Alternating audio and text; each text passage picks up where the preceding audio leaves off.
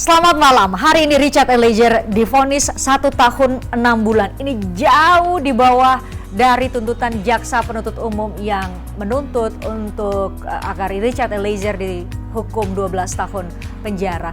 Hari ini saya dan tim obrolan malam kembali datang ke persidangan untuk mengikuti dan melihat secara langsung apa saja yang terjadi. Bagaimana salah satunya ada Richard Angel. Ini adalah kelompok atau komunitas yang mendukung Richard hadir di persidangan, dan ada sejumlah orang yang juga saya wawancarai termasuk orang tua Richard Eliezer. Anda menyaksikan obrolan malam. Saya Fristian Grich.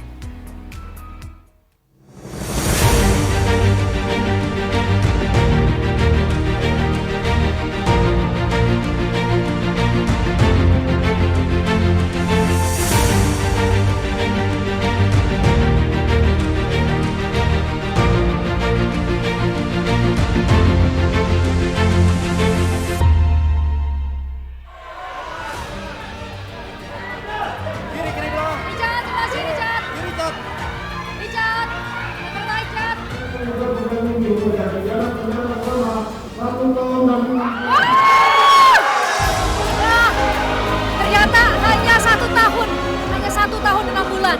Ini jauh lebih kecil dari tuntutan jaksa penuntut umum 12 tahun penjara.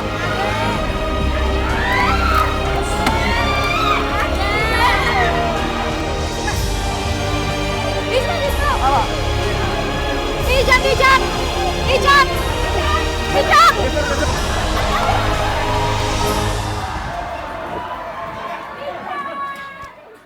Dan tadi dia sampaikan singkat kepada saya adalah dia peluk saya, dia sampaikan makasih bang. Dia bilang makasih bang. Indonesia,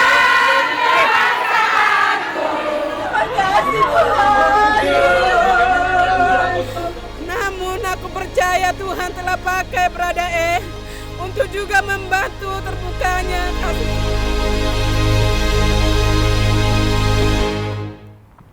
Hari ini sedari pintu ruang sidang masih ditutup, kami sudah menunggu untuk bisa dapat kesempatan agar bisa mengikuti dan mendengarkan langsung amar putusan Majelis Hakim di Pengadilan Negeri Jakarta Selatan untuk Richard Eliezer. Itu satu. Kemudian berikutnya adalah mungkin tadi sudah Anda saksikan, kami lebih ketat, kami kesulitan untuk bisa setidaknya memintai keterangan atau mengambil gambar Richard Eliezer karena memang hari ini kalau saya bandingkan, karena saya juga ikut di persidangan Ferdy Sambo dan Putri Chandrawati, ini ada pengamanan, ada 4 lapis pengamanan, ada selain dari kepolisian, dari unsur kepolisian di 3 lapis, ada juga dari LPSK. Jadi memang sangat riuh.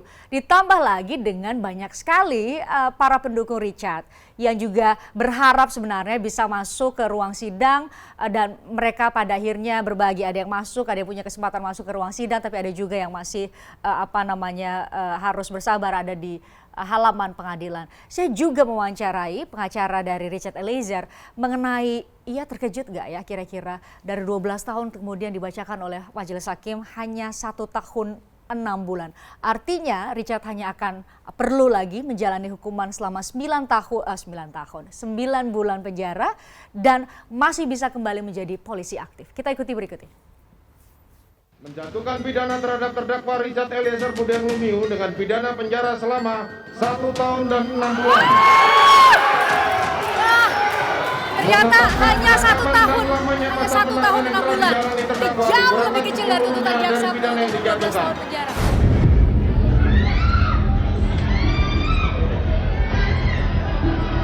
Richard!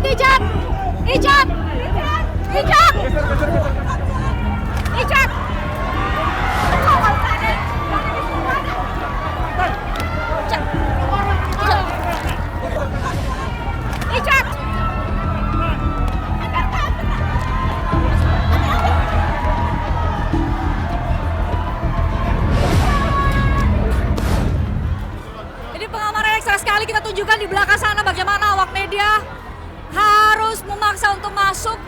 Ada penebalan pengamanan dibanding dengan persidangan di saat Ferdy Sambo dan Putri Chandra. Saya bahkan tadi berusaha untuk menerobos masuk sebenarnya. Jadi memang ada beberapa lapis pengamanan, bahkan kalau kemarin terdakwa Ferdy Sambo, Putri Chandra, Kuatmaruf dan Ricky Rizal masih dikembalikan di ruang tunggu tahanan di Pengadilan Negeri Jakarta Selatan ini langsung ke dibawa ke mobil tahanan. Tadi saya sempat mengejar ke sana. Kita coba ke sana lagi. Kita coba wawancara pengacara Brigadir Yosua. Bang Roni, tanggapannya gimana ya 1 tahun 6 bulan Bang Roni? Bang Roni. Ini kemenangan rakyat Indonesia. Tadi jauh dari tuntutan jaksa Bang Roni, jauh dari tuntutan jaksa. Bang, Kemenangan kita semuanya. iya Bang, semangat apa? Semangat ya Bang ya. Tuhan itu adil, Tuhan itu baik. Udah foto dulu Bang. Siapa yang mau foto? Kita masih. Oke, saya sudah bersama dengan salah satu pengacara Richard Eliezer. Saya tanya, ini banyak pihak memang yang menuntut untuk di bawah tuntutan jaksa penuntut umum. Tapi nyangka nggak hanya 1 tahun 6 bulan? Ya kami tadi kan sampaikan di awal bahwa semuanya kemungkinan bahwa Richard Eliezer ikhlas siap menerima putusan pengadilan. Tetapi dari vonis majelis hakim kami sangat berterima kasih. Kami terharu Mbak. Kita mau bilang apa, udah speechless. Mau ngomong apa lagi ya? Jadi semua yang disampaikan sama tim pengacara itu dipertimbangkan oleh hakim. Itu yang terdengar di amar putusan hakim ya Bang ya? Permohonan kita agar Richard ditetapkan sebagai justice collaborator diterima. Kemudian dari teman-teman yang mengirimkan Amicus Curiae juga itu menjadi pertimbangan. Kemudian permohonan maaf dari keluarga korban itu dipertimbangkan, itu sangat berarti buat Richard Eliezer dalam putusan ini. Kami berterima kasih kepada mulia majelis hakim. Kami tidak bisa berkata-kata Mbak. Bang, ini putusan di pengadilan tingkat pertama, masih ada kemungkinan banding, masih ada kemungkinan perlawanan hukum lain dari jaksa. Ada kemungkinan putusan ini bisa lebih tinggi atau bisa tetap diteguhkan oleh majelis hakim? Terkait dengan banding kan tentunya itu kewenangan jaksa kan. Beberapa kasus yang kita pelajari jaksa juga tidak mengajukan banding, ada juga. Tapi kalau jaksa mengajukan banding tentunya itu kembali kepada jaksa. Tetapi kalau melihat bahwa bagaimana suara dari publik masyarakat menantikan keadilan untuk Richard Eliezer, hari ini putusannya, kemudian kami harapkan adalah jaksa tidak mengajukan banding. Kami harapkan, tapi itu semuanya kembali kepada jaksa, kita hormati, kita hargai. Nah ini saya pas tanya ke pengacara karena ada informasi bahwa kalau putusannya di bawah dari 2 tahun maka Richard itu bisa kembali menjadi polisi aktif, betul ya Bang ya? Iya, itu ya harapannya kan kembali menjadi polisi aktif. Dia merupakan pulang punggung keluarga Mbak, dia yang membiayai keluarga, membantu keluarga. Kalau dia sudah tidak bisa bekerja lagi kan keluarganya gimana kan, tapi memang yang paling terpenting adalah dia mencintai kesatuannya, Brimob. Selama berkomunikasi sama Abang setelah beri surat kuasa gitu ya, jadi pengacara, Richard itu seberapa cinta sih sama institusi Polri? Sangat cinta kepada institusi Polri. Dia menggambar roda, saya tanya itu roda apa? Roda gila, itu mengartikan bahwa kesatuan dari brigade mobil kan, Brimob kan. Dia menggambarkan roda, kemudian dia membaca buku-buku dari Brimob, bagaimana perkembangan Brimob, beberapa buku itu dia baca dan dia sering menceritakan kepada saya. Dia sangat bangga menjadi anggota Brimob. Bang nih di sekitar kita mungkin tinggal sisa nih. Ada Richard Angel, ada komunitas pencinta Richard dan Abang Ica tahu gak sih ada begitu banyak orang yang berharap dia dapat hukuman ringan-ringan. Richard tadi sebelum persidangan dia sampaikan, Bang tolong sampaikan kepada yang mendukung ibu-ibu semuanya, publik luas, bahwa dukungan ini sangat berarti. Mungkin dia tidak bisa menyampaikan secara langsung karena keterbatasan keamanannya dari Richard Eliezer, tetapi tadi disampaikan, Bang tolong wakili saya, ucapkan banyak terima kasih untuk dukungan. Bang, tadi saya sempat berusaha untuk wawancara Abang, Abang sendiri juga hampir jatuh tadi, tapi ini ada pengamanan yang ekstra keras, ekstra berat atau ekstra lebih ketat dibanding dengan sidang di hari Senin, vonis sidang di Verdi Sambo dan Putri Chandrawati, apalagi Kuatmaruf dan Ricky Rizal. Ini memang menjadi bagian dari SOP, Standard Operating Procedure, sebagai dia bagian dari Justice Collaborator, atau memang melihat antusiasme banyak orang, jadi saya lihat Richard aja keluarnya dari pintu pengacara, bukan dari pintu jaksa seperti terdakwa pada. Kan yang paling terpenting kan sekarang kita menjaga keamanan Richard Eliezer ya. Tentunya tahapan kedepannya juga pun kita harus menjaga, dan kalau kita lihat kan sebenarnya yang ikut mendukung ini juga pun kami tidak terganggu sebenarnya. Ini merupakan hal yang positif yang membangkitkan semangat Richard Eliezer. Terakhir Bang, ini pasca putusan ini, kapan putusan hakim itu bisa dieksekusi? Dalam arti pasti ibu-ibu yang nunggu di sini, apakah Icat langsung bisa keluar nih dari ruang tahanan atau kapan dia bisa kembali menjadi polisi aktif? Nanti ada hitungannya Mbak. Tentunya kan kalau kita terima, jaksa penuntut umum juga pun terima. Untuk masa tahanan ya? Kemudian nanti akan dihitung lagi dari Dirjen dari Kementerian Hukum dan HAM kan, melalui Direktorat Jenderal Pemasyarakatan. Jadi di 1 tahun 6 bulan dipotong masa tahanan, disitulah Icat bisa bebas dan bisa kembali ke kesatuan ya Bang ya. Oke. Kita titip salam ke Icat Bang, ini dari para pencinta juga. Makasih ya Bang Roni ya, Bang Roni. Sedari tiba di Pengadilan Negeri Jakarta Selatan, ada 2 orang ini sebenarnya yang saya cari dan saya ingin tanya tanggapannya, responnya yang saya ingin lihat langsung dan tunjukkan pada Anda pemirsa ekspresinya ketika seorang Richard Eliezer divonis hanya 1 tahun 6 bulan penjara. Tapi kedua sosok ini tidak saya temukan di Pengadilan Negeri Jakarta Selatan. Kemudian saya melakukan penelusuran dan akhirnya saya bisa menemui keduanya. Orang tua Richard Eliezer di kawasan Tangerang Selatan. Saya sempat mewawancarainya dan kita ikuti berikut ini.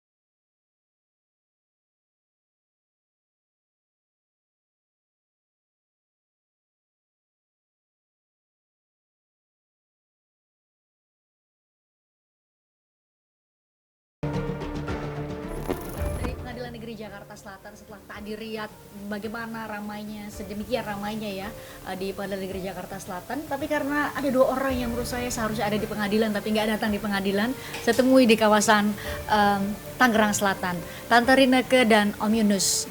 Makasih udah kasih kesempatan sama kita untuk wawancara ini. Sebenarnya mau ketemu di ini pengadilan. Ketemu di pengadilan, tapi nyanda datang kan? Ya nggak apa-apa lah. Tapi kayaknya ini paling berbahagia kayaknya. Sampai sujud syukur pas denger Icat dikasih vonis 1 tahun 6 bulan. Gimana Tante? Sangat luar biasa memang, puji Tuhan luar biasa memang. Karena kan dari tuntutan yang 12 tahun dia jauh sekali, kita nggak berpikir sih sampai jauh begitu.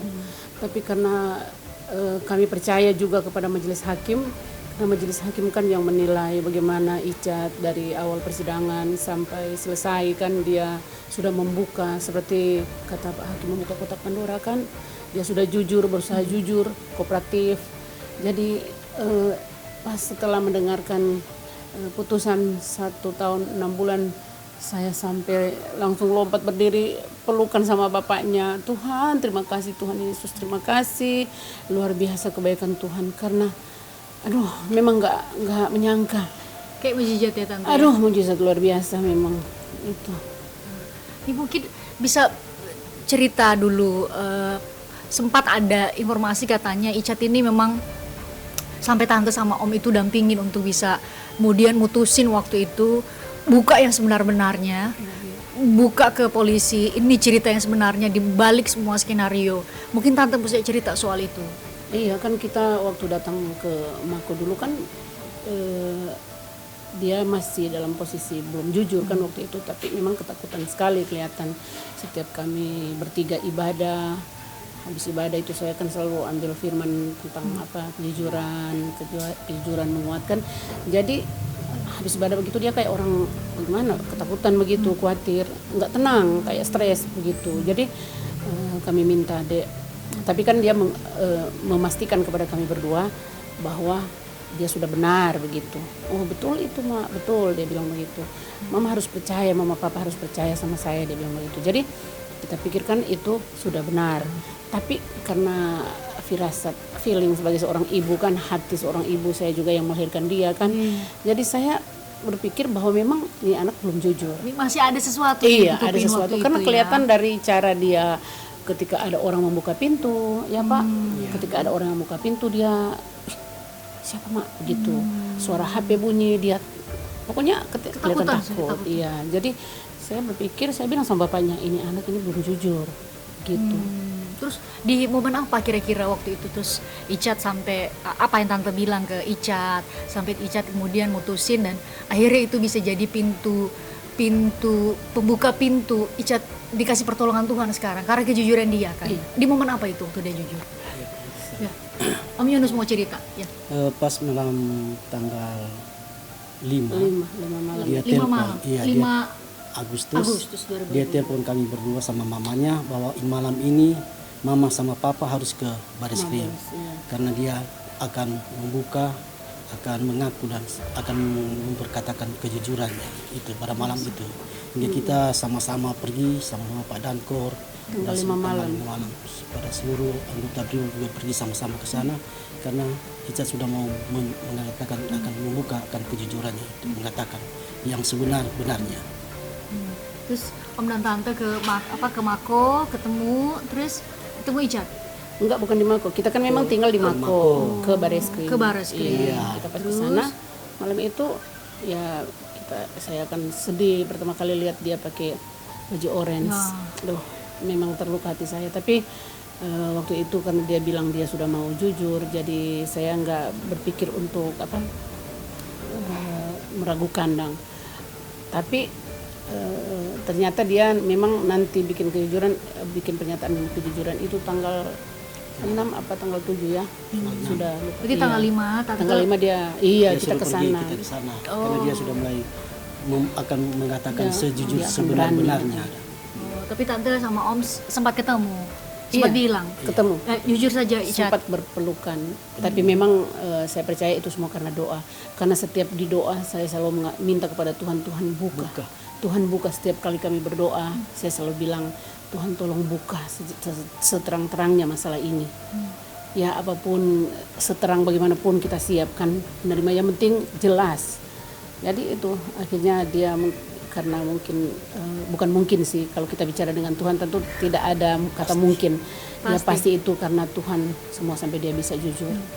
Nah, Tante kan ikut ya sidang selama ini. Tante ikutin terus dengar dong waktu jaksa minta 12 tahun ke tuntutan 12 tahun ke anak Tante. Aduh, kenapa? Hancur memang. Bapaknya menangis teriak-teriak itu di dalam kamar.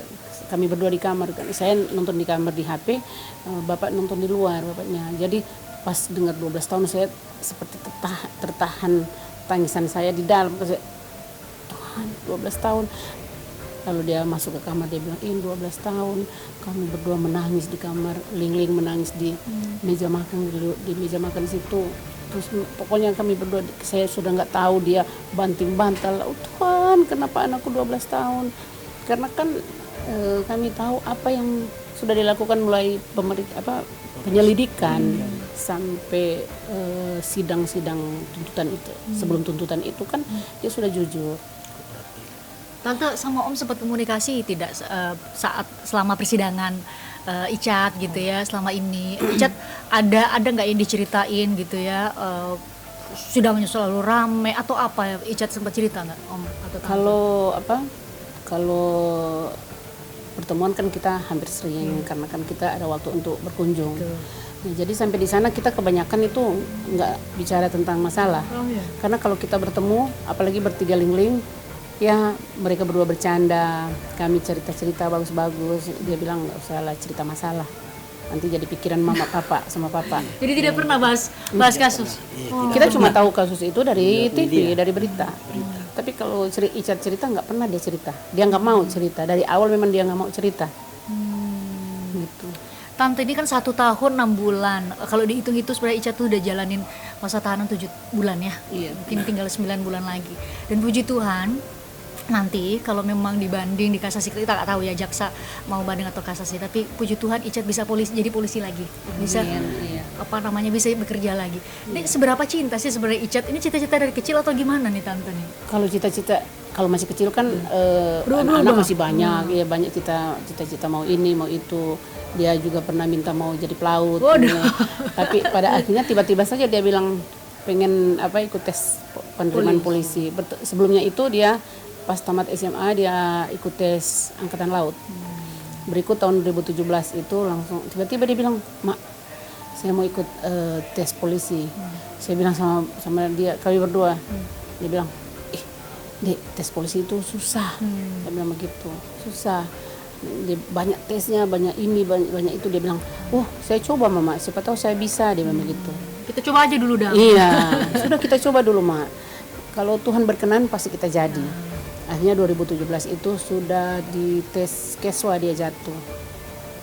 Itu kan ya. Nasib bawa ke jadi polisi ya. Terus dia ikut tes kedua, tapi dia kan sudah aktif sebagai atlet panjat Kota Madia. Jadi dia sudah sibuk dengan dengan lomba, kegiatan panjat. Jadi pas besoknya dia baru tes pertama kesehatan, besoknya tes, malam ini dia tidur subuh. Jadi jatuh di situ karena darah kurang. Akhirnya dia masuk kerja di hotel. Dia kerja di hotel itu, tiba-tiba katanya dari HRD kasih penawaran, Cat, coba lagi. Siapa tahu dia memang ada keinginan, cuma kan dia pikir, aduh, jangan-jangan ketiga ini gagal lagi, dia bilang begitu. Tapi dia bilang, iya betul, coba lagi. Dia coba lagi ketiga kalinya, terus dia bilang, Mak, kita sudah tidak bisa masuk di Bintara karena kan usia sudah tidak cukup. Terus ini dapat penawaran. Jadi, ya sudah, coba saja. Jadi begitu. Akhirnya jadi begitu. Sampai dia jadi seorang anggota BRIMOB. Puji Tuhan. Iya. Kan nanti ini sekarang yang nentuin adalah jaksa, Tante. Jaksa mau banding, mau melakukan upaya perlawanan hukum atau tidak gitu. Kalau Tante bisa bicara langsung, Tante sama Om bisa bicara langsung sama para jaksa, apa yang Tante sama Om mau sampaikan sama mereka? Kalau bisa jangan banding. Karena itu harapan kami juga kepada para jaksa, penuntut umum, kalau boleh tidak perlu banding. Karena mereka juga akan tahu bagaimana Icat selama persidangan. Cuma itu. Icat sebenarnya kayak gimana sih Tante? Kita lihatnya duduk di persakitan, terus paling kalau wartawan teriak-teriak Icat, balik kanan, kasih tangan gitu. Sebenarnya gimana sih Icat itu? Icat ini kan anaknya periang. Oh gitu. Suka usil sih sebenarnya. Tapi kalau namanya orang Manado ya. Iya, tapi kalau hal-hal serius seperti itu dia nggak suka bercanda. Iya, dia serius. Jadi apalagi dia sempat pernah dia bilang kan, Mama, sebenarnya saya malu karena kita bukan artis. Dia bilang, kenapa kita disanjung-sanjung seperti itu, apalagi sampai diteriakin di persidangan, kan kita malu Mama. Dia bilang begitu. Jadi saya bilang, iya betul Dek No, adik kan memang betul bukan artis, tetapi karena adik kejujuran sampai banyak orang mendukung, banyak orang sayang mendoakan adik. Saya bilang begitu. Jadi dia bilang, iya kan, tapi kita malu ketika dong Bataria, Icat, menghadap sini Icat. Ya nanti kadang-kadang nanti Bang Roni bilang, Cat menghadap sana, baru dia menghadap, karena dia juga tahu posisinya kan Mbak. Iya. Gitu. Nih, setelah ini rencana Tante gimana? Mau langsung ketemu Icat, berharap ketemu Iya, Icat? pengen ketemu. Ada rencana? Ada rencana sore hari ini kita akan ke Barreskrim ketemu sama Icat. Nih, sayangnya kita nggak bisa ikut, tapi apa yang Om dan Tante mau sampein ke Icat pertama kali setelah ini udah denger ini 1 tahun 6 bulan, mungkin 9 bulan lagi sudah bebas, sudah jadi polisi lagi, bisa pakai seragam. Yang pertama-tama saya akan panggil berdoa. Itu yang pertama, pokoknya sampai sana kita harus berdoa. Puji Tuhan karena sesuatu yang tidak pernah kami juga, mujizat luar biasa. Karena juga ini terjadi karena banyak doa di luar sana. Semua agama mendoakan dia. Tidak pernah memandang agama apa, suku apa. Semua mendukung Icat, mendoakan Icat. Jadi kami sangat bersukacita, bersyukur, berterima kasih kepada mereka semua. Tadi itu di putusan Tante, majelis hakim tuh sampai bilang ada ratusan profesor yang dukung Icat, ada pegiat-pegiat hukum, aktivis-aktivis yang dukung Icat. Apalagi tadi saya ke pengadilan, udah gak cukup tempat buat saya sama teman-teman wartawan karena semua ibu-ibu dari seluruh Indonesia Tante, gak hanya dari Manado, tapi dari seluruh Indonesia mereka kasih dukungan. Tante mau bilang apa sama mereka, siapapun yang dukung Icat dan ikut doa Icat? Mungkin dari Om dulu. Kami selaku orang tua mengucapkan banyak terima kasih pertama kepada Tuhan kita Yesus Kristus dan juga kepada seluruh pendukung Icat yang dimanapun yang berada, dari mana saja yang sudah mendukung Icat dari awal persidangan hingga pada akhir ini. Kami mengucapkan banyak terima kasih kepada seluruh pendukung Icat. Kalau dari Tante? Sebenarnya pernyataannya sama, sangat berterima kasih.